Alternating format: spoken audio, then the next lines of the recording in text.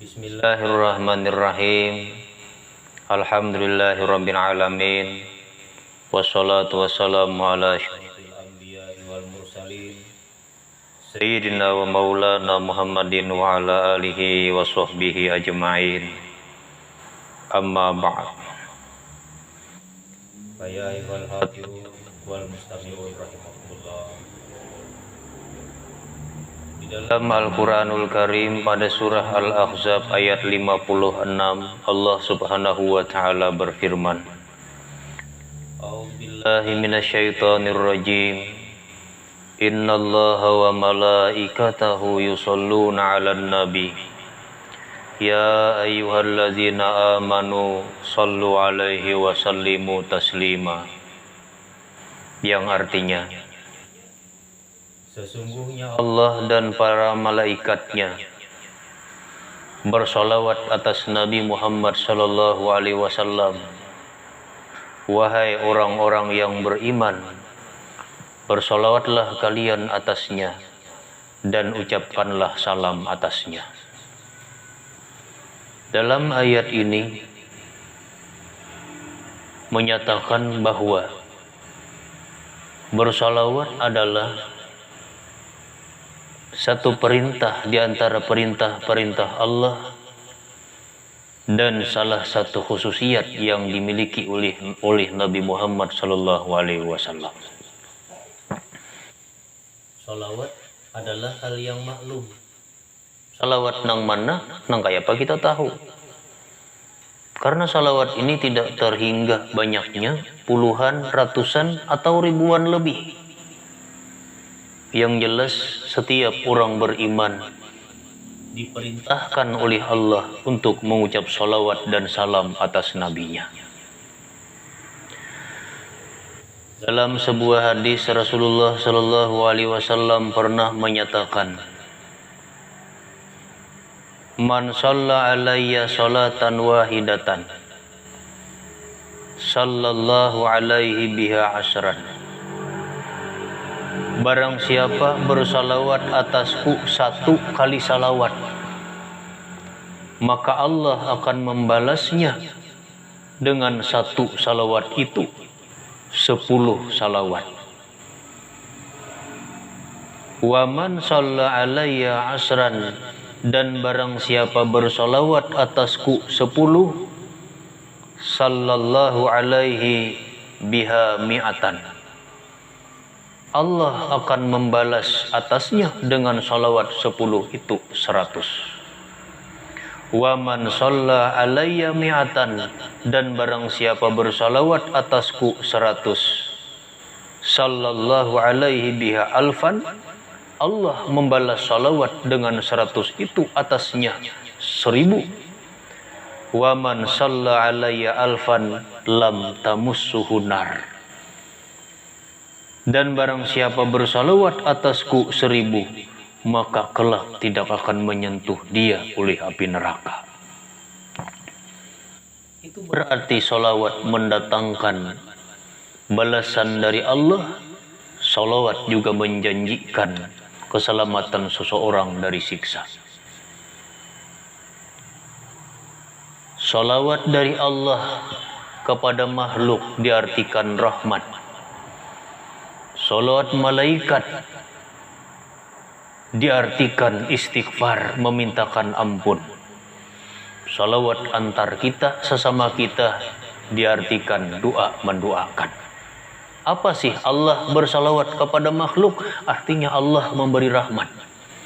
Siapa hendak dapat rahmat 10, laksanakan membaca salawat cukup 1 kali. Siapa hendak mendapat rahmat 100, bersalawatlah kepada Nabi 10. Dan siapa yang mengharapkan 1000 rahmat, bersalawatlah 100. Dan siapa yang mengharapkan dijanjikan selamat daripada sengatan api neraka, bersalawatlah 1000 kali.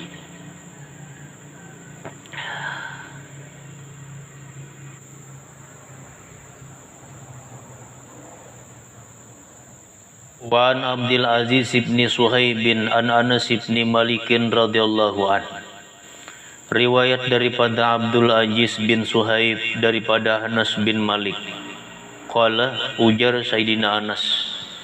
Sayyidina Anas ini di antara pelayan pribadi Rasulullah Shallallahu Alaihi Wasallam. Memang kalau urutan tergolong orang yang muda di antara para sahabat Nabi. Namun inilah yang terbanyak di antaranya menyertai Nabi Shallallahu Alaihi Wasallam. Karena ini mulai lagi halus. Ujar Sayyidina Anas, kuntu waqifan baina yaday Rasulillah Shallallahu Alaihi Wasallam. Pernah suatu hari pada waktu aku berada di hadapan Nabi Shallallahu Alaihi Wasallam. Rupanya orang ini banyak. Salah satunya adalah Sayyidina Anas bin Malik. Faqala, lalu Nabi bersabda, man shalla alayya fi kulli jumu'atin, barang siapa bersalawat atasku tiap hari Jumat. Salawat dianjurkan kapanpun,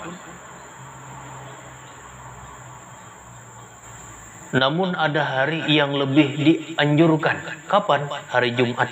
Dan kita tahu hari Jumat ini adalah penghulu segala hari dan hari rayanya bagi umat Islam.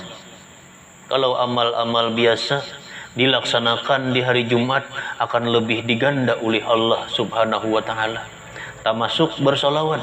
Kita disuruh bersalawat kapanpun dan dimanapun, sepanjang pada waktu dan tempat yang memang dibenarkan, lebih lagi di hari Jumat. Ujar Nabi, siapa bersalawat kepadaku di tiap hari Jumat, berarti kan sekali tiap hari Jumat. Biasanya kalau dibawa dengan kata banyak, minimalnya 3 kali berturut-turut. Samanina maratan 80. Kalau tadi 1 balas 10, 10 balas 100, 100 balas 1000, 1000 dijanjikan lepas daripada ancaman neraka. Kalau Jumat dia bersalawat dilakukan tiap-tiap Jumat, samanina marratan 80 kali. Ghafarallahu lahu, maka Allah mengampuni untuknya dzunuba samanina sana, dosa semasa 80 tahun.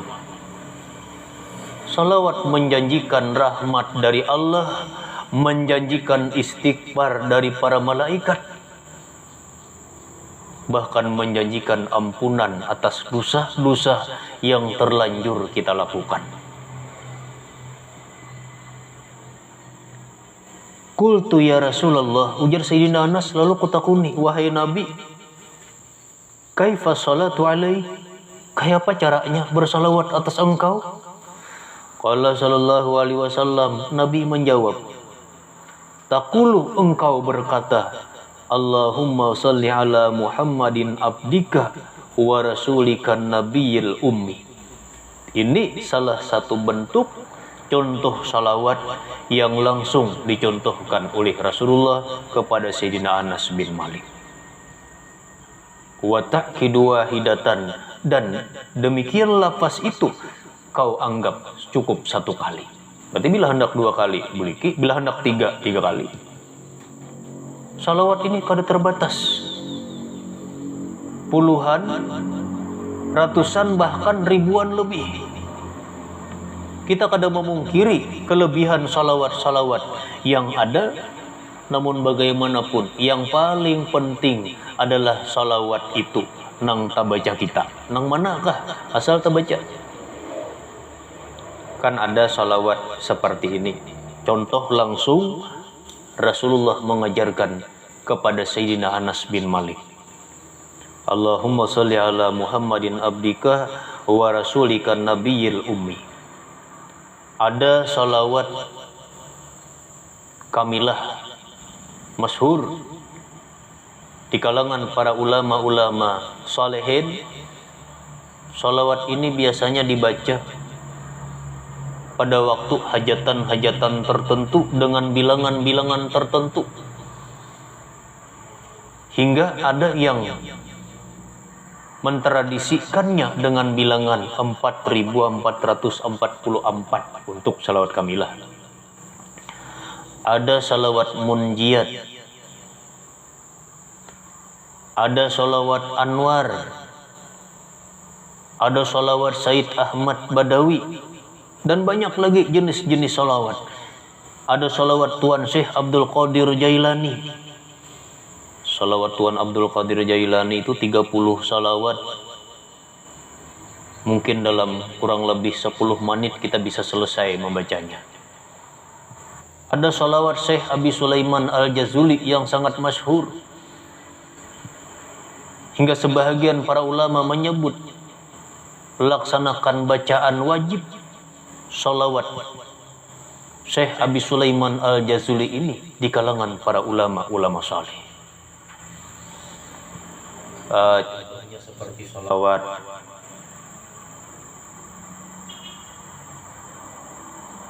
salawat itu salawat Dalailul Khairat ya. Ini ada. Ini seperti ini. Ini kebetulan nih salawat Dalailul Khairat keluaran Al-Zahra, kertasnya bagus. Kami hampir sekeluargaan pakai salawat ini. Kalau ini banyak. Mulai hari Senin, Selasa lain lagi,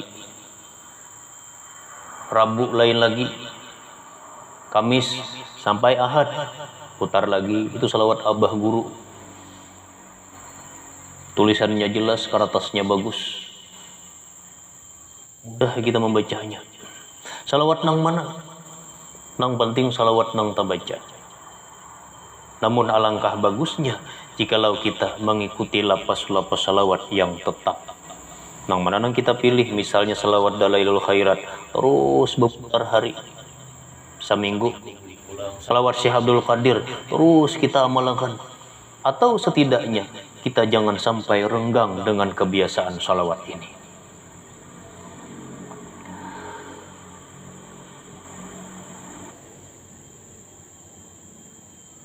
Wa qala sallallahu alaihi wasallam, Rasulullah sallallahu alaihi wasallam pernah menyabdakan, inna aulan nasi bi yaumal qiyamah, sesungguhnya orang yang paling utama dengan aku pada hari kiamat, aksaruhum alayya salatan, orang yang paling banyak di antara mereka atasku membaca salawat. Kalau salawat nah handap itu kita hitung bujur-bujur. Atau kalau salawat Syekh Abdul Qadir itu jelas 30 salawat. Atau kayak salawat Dalailul Khairat itu, satu hizib itu sudah jelas sangat banyak. Bayangkan kalau orang mengamalkan seminggu, kan mustahil salawatnya begitu banyak. Karena hizibnya itu panjang, salawatnya banyak. Dan orang yang banyak salawat kepada Nabi, orang yang mendapat keakraban kepada Nabi. Jelas keakraban kepada Nabi SAW mendatangkan harapan yang besar. Kita akan mendapat syafaatnya Nabi SAW.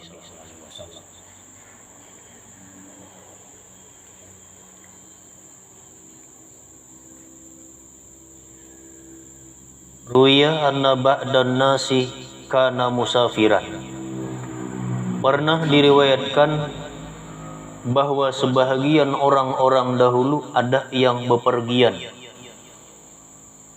Bahari itu bepergian kada kaya ini, alat transportasinya mudah. Lawas hanya sampai. Wa kana ma'ahu abuhu, dan beserta orang itu ayahnya. Rupanya orang ini membawa kawitan.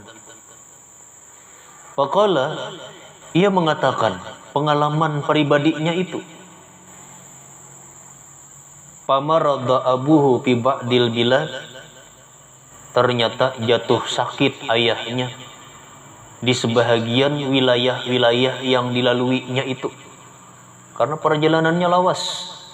Kalau kita ini 100 kilo itu paling-paling dihabiskan waktu sekitar 3 jam, 2 jam setengah bisa selesai. Padahal sawat begeringan tengah jalan. Kalau dulu kadang-kadang seminggu, kadang-kadang sebulan baru selesai bepergian itu. Wajar kalau orang-orang bisa jatuh sakit di perjalanan. Lalu menangkuitan garing. Summa mata, kemudian ayahnya meninggal. Falamma mata, setelah mati ayahnya,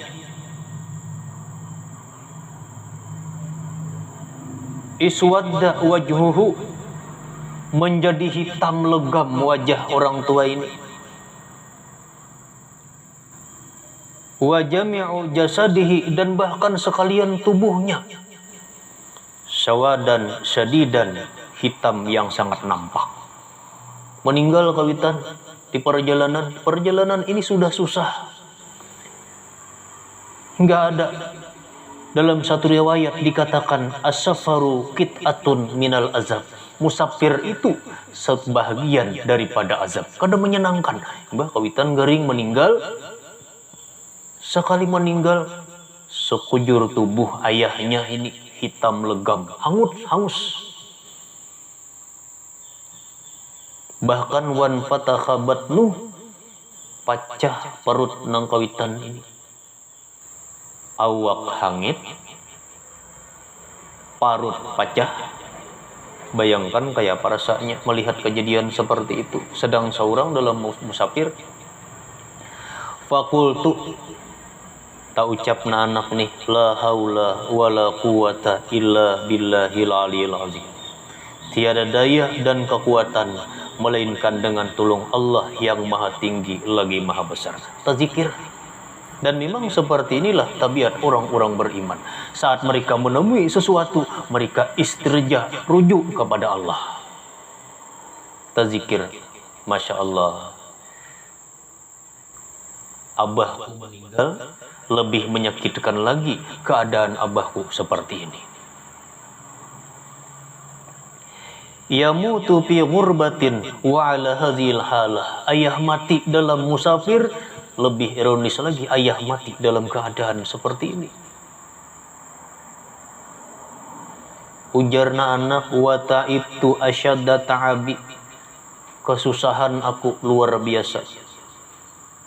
Jauh lawan kampung, di tengah musafir, sudah merawat orang tua, mati, ubah pulang keadaannya. Fabainama ana kadzalik, waktu aku kebingungan itu, is akhazatni sinatun minan naum, tiba-tiba mengenai aku, mengantuk luar biasa hingga aku tertidur. Nya orang kepupusangan tuh mau taguringan, muntah mau juga. Rupanya kepupusangan tasander taguringan. Fara'aitu fin naumi rajulan hasana surati tayyibar raihah. Dalam tidurku aku merasa didatangi seorang laki-laki yang berwajah tampan dan berbau harum. Datang ada orang bagus, buas rupa. Ja'a ila abi, ia datang mendekat kepada ayahku. Rupanya dalam mimpi ini masih nyambung, abah ini dasar mati. Cuma datang orang yang baik rupa, baik pakaian, bau harum ini datang mendekati jenazah ayah ini. Wa masaha biyadihi ala wajhihi wa badanihi. Lalu orang yang datang ini mau menyapu wajah ayahku dan sekujur tubuh ayahku. Para ja'al jasadu ahsana mimma kana alaih. Kembalilah tubuh ayahku itu lebih baik daripada yang sebelumnya. Rasanya wages. Kondisi ayahnya yang membujung hangus itu kembali mulus bersinar, bahkan lebih baik dari sejak ayahnya masih hidup.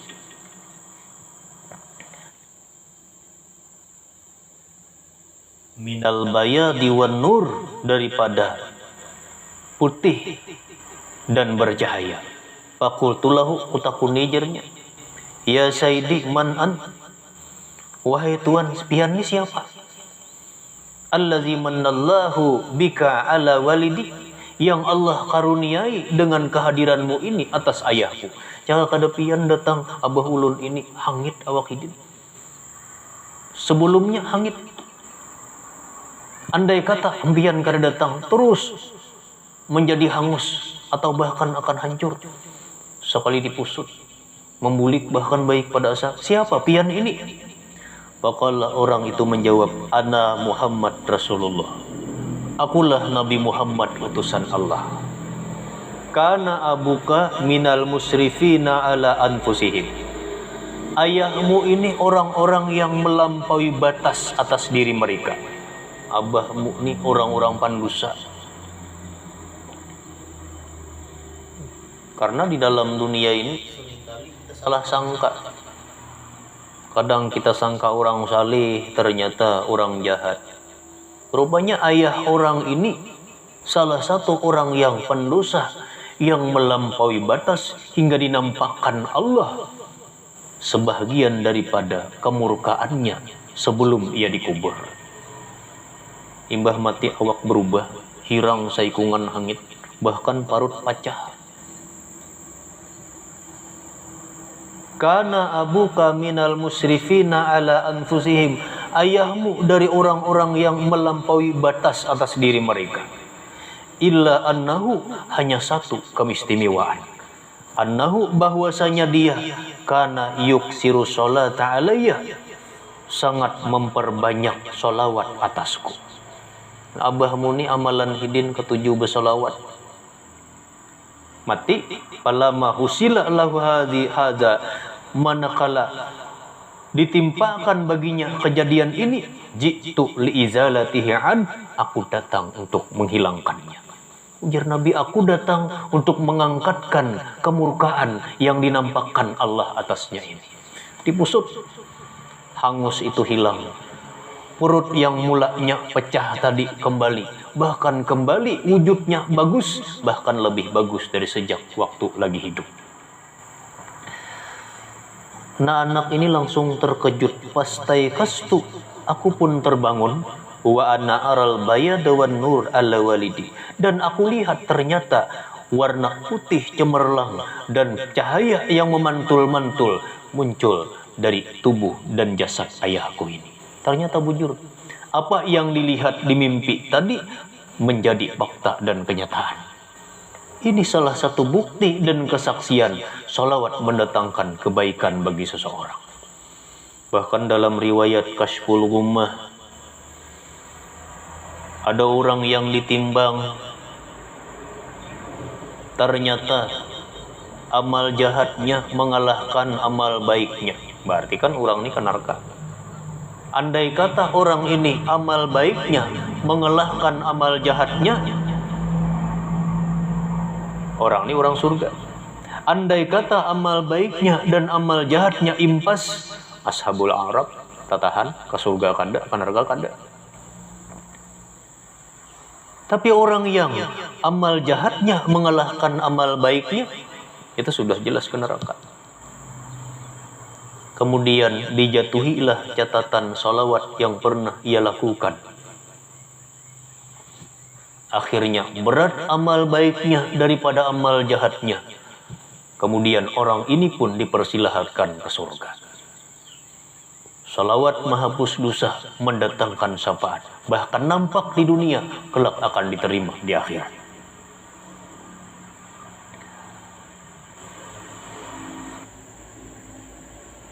Akhirnya orang ini pun memuji Allah Subhanahu wa taala dan ia mengaku, wa sa'aitu fi jihazihi wa dafnihi, dan aku pun bersegera untuk mempersiapkan pemakaman ayahku itu. Salawat dianjurkan di setiap waktu dan di setiap tempat yang memang disyariatkan. Bahkan salawat juga disertakan dalam setiap kali kita berdoa. Baca aja akhlak berdoa. Akhlak berdoa itu selain dari kita disuruh memilih tempat nang mustajab. Kalau tempat nang mustajab itu Syekh Zainuddin Al-Malibari menyebutkan ada 15 tempat, semuanya hendaknya di wilayah Mekah. Lambat kita ke sini. Disuruh memilih waktu yang mustajab. Kapan? Misalnya malam Jumat, siang Jumat, antara azan dan qamat. Malam hari raya, hari Arafah. Disuruh memilih doa yang mustajab. Doa yang ada riwayat-riwayat maksur, yang ada ijazah-ijazah talqin-talqin dari guru-guru kita umpamanya. Juga disuruh berdoa dengan cara menyertakan salawat sebelum berdoa dan sesudah berdoa. Doanya di tengah. Doa itu dibuka dengan tahmid, alhamdulillah, diiringi dengan salawat, di tengah-tengah disertakan doa, kemudian ditutup dengan salawat dan tahmid lagi. Hal ini Rasulullah pernah menyatakan, ma min du'ain illa bainahu wa bainas sama'i hijab. Tidak ada dari setiap doa melainkan antara doa itu dan antara alam langit pendinding. Kita ini kan berdoa. Kiblat doa ini, kiblat kita ke Mekah, kiblat doa ke langit. Naiknya doa ini ke alam langit. Antara doa dan alam langit ini ada pendinding.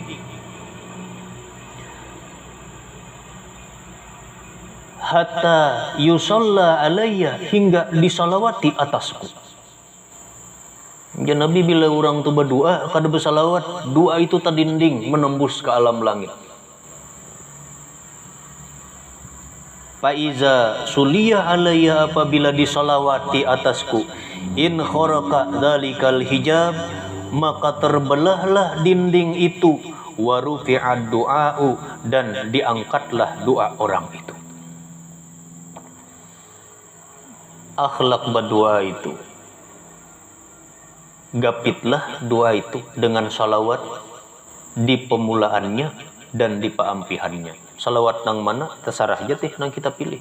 Allahumma sholli ala Muhammad bisa, cuma nang abdal setiap kita menyebut kata Muhammad ditambahi Sayyidina.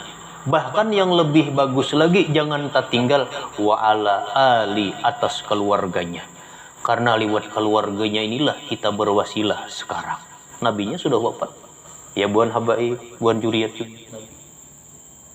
Setiap kita menyebut kata nama Nabi, buati Sayyidina.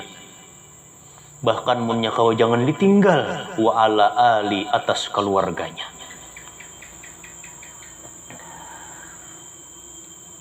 Suatu hari malaikat datang menemui Nabi Muhammad. Kemudian ia mengatakan, wahai Nabi, barusan tadi aku terbang melalui Jabal Qab. Aku mendengar suara tangis dan rintihan di balik gunung itu. Lalu turun. Betapa terkejutnya aku, ternyata aku melihat salah satu malaikat muqarrabin yang terjatuh di balik gunung itu. Dia mengenalku, aku pun mengenalnya. Sama pada orang langit. Cara bahasa kita nih, ayeuna pedang sanak ikam makta gena di sini.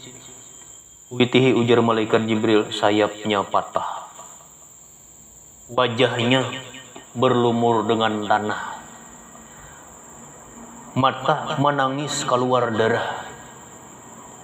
Apa yang membuat engkau seperti ini? Padahal orang ini, ia berada di alam langit dikelilingi oleh 70.000 malaikat yang melayaninya. Orang yang tinggi pangkatnya. Kenapa sampai seperti ini? Ia mengatakan, wahai saudaraku, di saat Sayyidul Wujud Rasulullah sallallahu alaihi wasallam Isra Mi'raj, aku sibuk dengan pekerjaanku. Aku tidak sempat menghormati lewatnya Sayyidul Wujud sallallahu alaihi wasallam ini. Allah mencampakkanku dari alam langit hingga jatuh ke dasar bumi ini. Sayap patah, kayak orang gugur mulai atas langit. Kada usah gugur mulai atas langit, gugur atas haur gitu. Gugur di atas hanau. Pabetah kada patah-patah. Akhirnya malaikat Jibril meminta kepada Allah memberikan syafaat kepada malaikat ini. Malaikat ini diperintahkan bersolawat kepada Nabi Muhammad SAW. Sesudah ia bersolawat, maka sayapnya kembali tumbuh seperti semula. Ia terbang dan kembali pada posisinya semula. Berarti solawat ini bisa mendatangkan kemurkaan Allah jikalau kita abaikan. Solawat bisa menjadi sebab datangnya ketinggian pangkat seseorang dengan sebab bersolawat kepada Nabi SAW.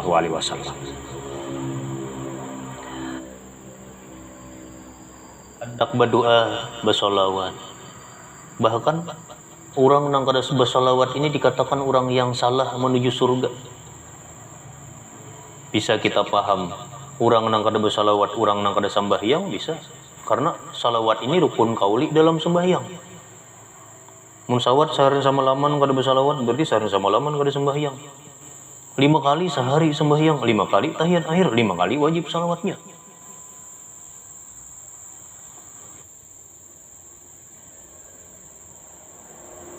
Salawat juga bisa mengkabulkan berbagai hajat seseorang.